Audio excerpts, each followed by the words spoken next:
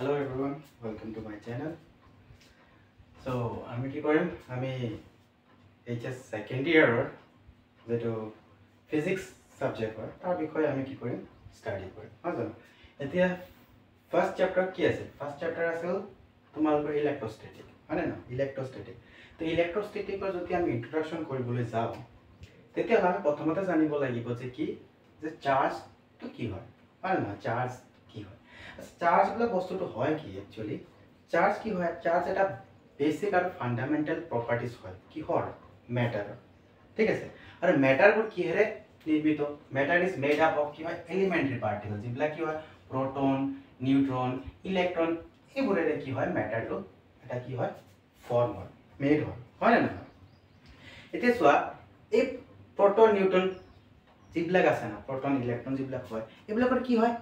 মাসও থাকে হয় না মাসও থাকে আচ্ছা ইহঁতৰ যদি মাস থাকে তেতিয়া হলে এই মাসৰ কাৰণে কি কৰিব এটা আনটোৰ ওপৰত কি লগাব গ্ৰেভিটেশনাল ফোৰ্স লগাব মাসৰ কাৰণে এটা আনটোৰ ওপৰত কি কৰিব গ্ৰেভিটেশনাল ফোৰ্স লগাব ঠিক আছে আচ্ছা এই গ্ৰেভিটেশনাল ফোৰ্স কি হ'ল মাসৰ কাৰণে লাগে নহয় জানো আমি পালো কি গ্ৰেভিটেশনাল ফোৰ্স পালো এতিয়া চোৱা গ্ৰেভিটেশনাল ফোৰ্সৰ উপৰিও কি হয় ইহঁতে বোলে ইহঁতে এটা আনটোৰ ওপৰত আৰু বেলেগ বল লগাব পাৰে আৰু সেই এটা বল যেটো হ'ব হেতু তা আৰু এটা প্ৰপাৰ্টিৰ কাৰণে বেলেগ এটা প্ৰপাৰ্টিৰ কাৰণে হ'ব আৰু যেটো বল হ'ব তাক আমি কি কও ইলেক্ট্ৰোস্ট্যাটিক ফোৰ্স আৰু এই ইলেক্ট্ৰোস্ট্যাটিক কিহৰ কাৰণে লাগিল বিকজ অফ কি যে এলিমেন্টাৰী পাৰ্টিকল আছে সিহঁতৰ কি আছিল এটা ভৰ আছে এলিমেন্টাৰী পাৰ্টিকল আৰু ভৰৰ কাৰণে কি পালো প্ৰথমতে পালো যে কি লগাব এটা ইহঁতে গ্ৰেভিটেশনাল ফোৰ্স লগাব এই গ্ৰেভিটেশনাল ফোৰ্সৰ উপৰিও আৰু এটা ফোৰ্স থাকিব যাক কি কোৱা হয় ইলেক্ট্ৰোস্ট্যাটিক ফোৰ্স হয় না ইলেক্ট্ৰোস্ট্যাটিক ফোৰ্স আৰু সেই ইলেক্ট্ৰোস্ট্যাটিক ফোৰ্স অৰিজিনেট হয় কিহৰ কাৰণে because of another properties of this elementary particles হয় না আৰু সেই আনাদাৰ প্ৰপাৰ্টিজ যেটো হৈছে হেতু হৈছে তোমাৰ চাৰ্জ গতিকে কি হ'ল চাৰ্জৰ এটা ফান্ডামেন্টাল প্ৰপাৰ্টিজ হয় লাইক মাস হয় না আচ্ছা মাসৰ কাৰণে আমি কি পাইছিলো আমি যদি গ্ৰেভিটেশন চ্যাপ্টাৰ পঢ়িছিলো ফাৰ্স্ট ইয়াৰত তাতে আমি পাইছিলো যদি সাপোজ দুটা মাস আছে এটা m1 হয় আৰু m2 হয় আৰু এটা আৰু হিহঁতৰ মাজত যদি সাৰ্টেন এটা সেপাৰেশন হয় তেতিয়ালে আমি পাইছিলো যে গ্ৰেভিটেশনাল ফোৰ্স হয় সেই গ্ৰেভিটেশনাল ফোর্স F ইকুয়াল টু কি হয় G m1 m2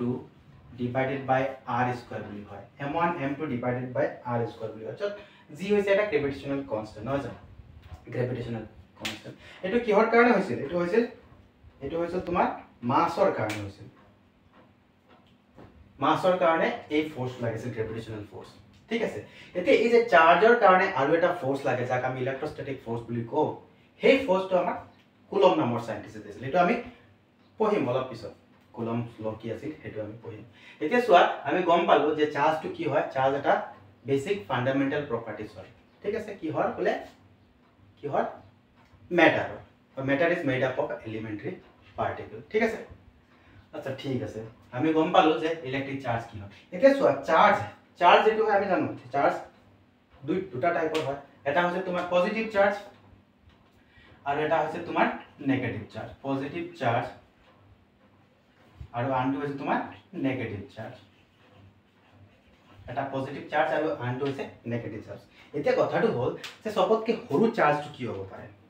সবতকে সৰু চাৰ্জ কি হ'ব পাৰে স্মলেষ্ট চাৰ্জ আচ্ছা স্মলেষ্ট চাৰ্জ যদি আমি কও সবতকে হেতু হ'ব তোমাৰ এটা ইলেক্ট্ৰনৰ কিমান চাৰ্জ আমি জানো চাৰ্জ অফ এন ইলেক্ট্ৰন কি হয় 1.6 into 10 to the power minus 19 coulomb হয় আচ্ছা বাকি যিমান চাৰ্জ হ'ব এই যে এটা ইলেক্ট্ৰন যেটো তাৰ চাৰ্জৰ মাল্টিপল হ'ব ইন্টিগ্ৰেল মাল্টিপল হ'ব ঠিক আছে ইন্টিগ্ৰেল মাল্টিপল হ'ব সবতকে সৰু কিমান পালো এটা ইলেক্ট্ৰনৰ চাৰ্জ আৰু হেতু কিমান আছিল nothing but 1.6 into 10 to the power minus 19 coulomb আমি পাইছো ঠিক আছে ইয়াৰ আৰু বাকিখিনি কি হ'ব মাল্টিপল হ'ব মানে হয়তো যেনেবা 1e 2e 3e এনেকা হ'ব মানে এনেকা হ'ব যেনেবা 1e 2e 3e এনেকা আমি পাম তামান মাল্টিপল অফ a 1 এটা ইলেক্ট্ৰনৰ যেটো হ'ল হেতু আমি পালো ঠিক আছে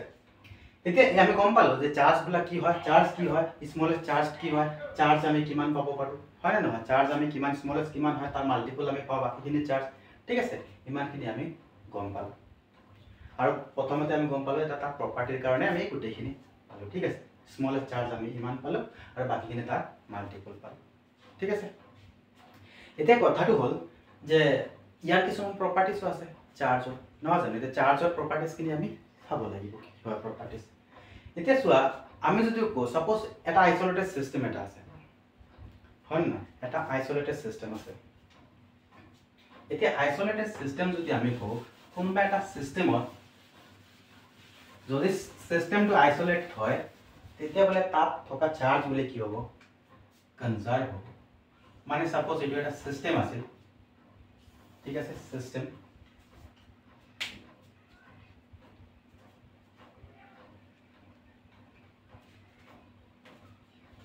बोले ये आइसोलेटेड सिस्टम याद बोले किमानटा चार्ज আছে लेट्स से बोले এনেকা চার্জ আছে q 2q 3q এনেকা ইয়াতে बोले চার্জ আছে এতিয়া আমি কোনো পদ্ধতিৰে लेट्स से ইয়াক আমি কি কৰি অলপ ডিস্টাৰ্ব কৰিলো তাৰ পিছত আমি আকৌ চালো যে ইয়াত চাৰ্জ কিমান থাকিব পাৰে ইয়াত যিমান চার্জ হ'ব আকৌ बोले আমি তাতে কিমানে চার্জ পাম যদি সিস্টেমটো কি হয় আইসোলেটেড হয় তামানে আমি গম পালো যে চার্জক আমি কি কৰিব নোৱাৰিম আমি ক্ৰিয়েট কৰিব নোৱাৰিম আৰু ইয়াক আমি মানে কি ডিস্ট্ৰয় কৰিব নোৱাৰিম charge can neither be created or be destroyed আমি only কি কৰিব পাৰিম it can be transferred from one form to another আমি ইয়াৰ পৰা ইয়ালৈ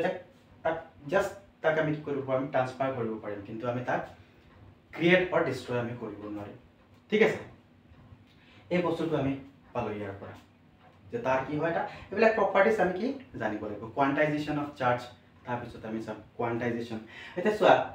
চার্জ বলে কি হয় কোয়ান্টাইজেশন অফ চার্জ যদি আমি কও তেতিয়া হলে কি হ'ব বলে চার্জ এটা ফিক্সড কোয়ান্টাইজ ভ্যালু হ'ব ফিক্সড বলে ফিক্স বলে আমি কেনেকৈ গম পাম যে কোয়ান্টাইজ বলে ফিক্স আমি কৰো সোয়া ফিক্স হ'বলৈ হলে এনেকৈ হ'ব লাগিব হয়তো বলে 1e বা 2e এনেকুৱা আছে এনেকুৱা নহয় বলে 1/2 1/2 e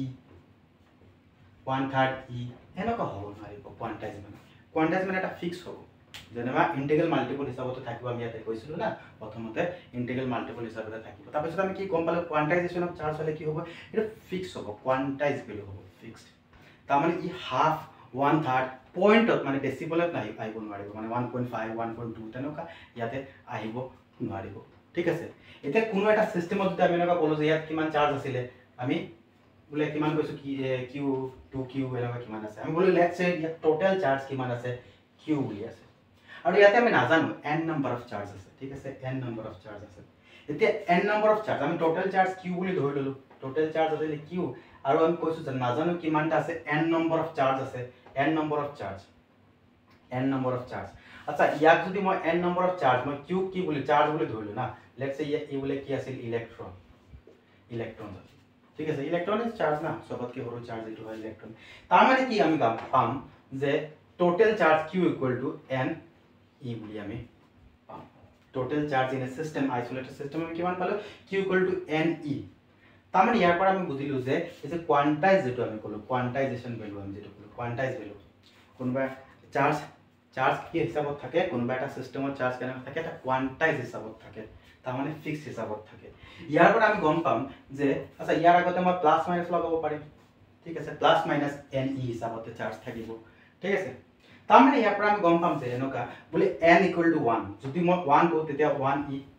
তার মানে 2 ললে 2 e 3 ললে 3 e এনেকা আমি পাম তার মানে ফিক্স হিসাবত পাম নহয় জানো তার মানে আমি কি পাম ফিক্স হিসাবতে পাম হেতু আছিল কি কোয়ান্টাইজেশন মানে কোয়ান্টাইজ হিসাবত আমি পাম अवेलेबल इन फिक्स्ड अमाउंट যেটো কোৱা হয় এটো আমি কোয়ান্টাইজ হিসাবত পাম এতিয়া ইয়া এই ফৰ্মুলাৰ বেসত কি হয় এটা কোৱেশ্চন আহে ঠিক আছে এই কোৱেশ্চনটো এনেকা হ'ব পাৰে যে কোৱেশ্চনটো এনেকা হয়